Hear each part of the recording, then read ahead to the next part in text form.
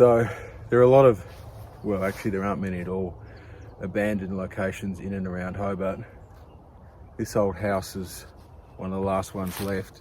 It's in a field just outside of Kingston. Eventually it's going to get knocked down so that a subdivision can be built. But there's a few, maybe a dozen or so, interesting abandoned ruin type places around Hobart, and I just thought I'd show you them. At the moment there's about 23,000 homes or dwellings in Hobart, but Hobart's been around for about 200 years, and in between then and now a whole bunch of homes have been built and been lost, some to accidents like fire and others to deliberate demolition.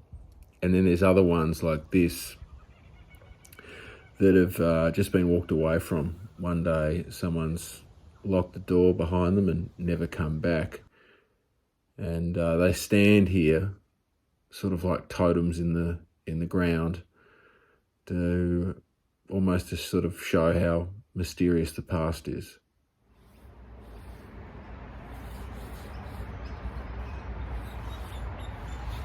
Probably the most famous abandoned spot in Hobart's the Beaumaris Zoo. It was built here in 1923 in a disused quarry.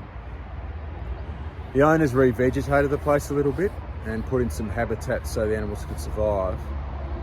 It didn't actually last that long. By 1937, the animals were doing very badly and the business itself was losing a lot of money.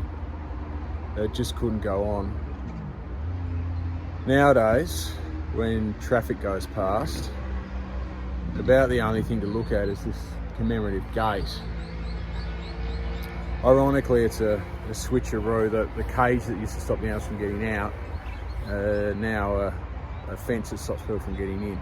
About 2 months after the species was given special protection status, the last known thylacine died at the zoo. At the time, people didn't realise that he was the last. They sort of assumed there were plenty more out there in the bush, and it wasn't news. It definitely didn't make the newspapers. The fact that the animal died of exposure was fairly indicative of the zoo's overall conditions. The other animals, the more popular exotic animals like the elephant, polar bears, sun bears, lions and the zebras, all had a hard time.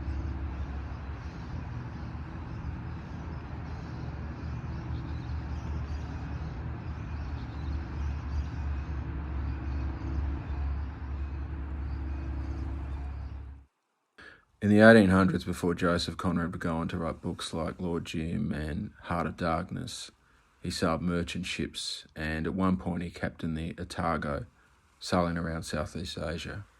In 1905, the Otago was brought to Hobart, where it was used to store coal. By 1931, the owners wanted to get rid of it, so they sold it for £1 to a bloke called Captain Dodge. Henry Dodge was a shipbreaker. He had a number of vessels being pulled apart here for scrap at what's now called Otago Bay. Particularly at low tide, the whole of the ship can be seen resting and rusting in the sand.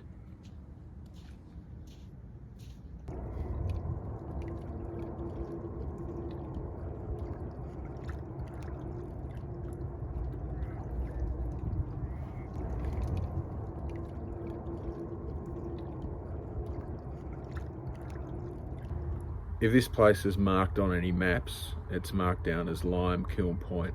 It doesn't actually have a proper name.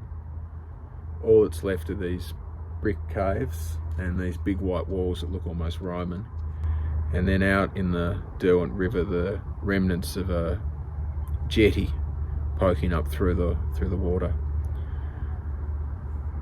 It's obviously of too minor historical importance to warrant any signage or historical descriptions. It's just one of those things that seem to have been lost. No one really comes here. Some people know about it.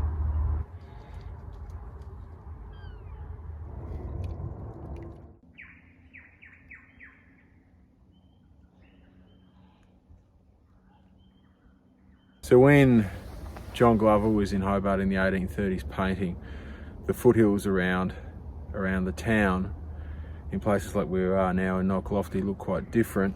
They were a lot more sparse. They just didn't have as many trees growing on them. That was because the people at the time that lived around the area would just wander up into the hills and chop down the trees. They used the wood for heating and for cooking. They left the area looking quite barren for decades after the practice even ended.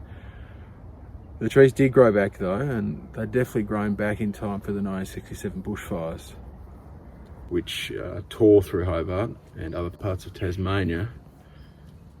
And unfortunately, they also destroyed a lot of homes. Now, the bush has since grown back, but a lot of the homes were just never rebuilt. And if you look around, you can find some bits and pieces of those houses that used to be here.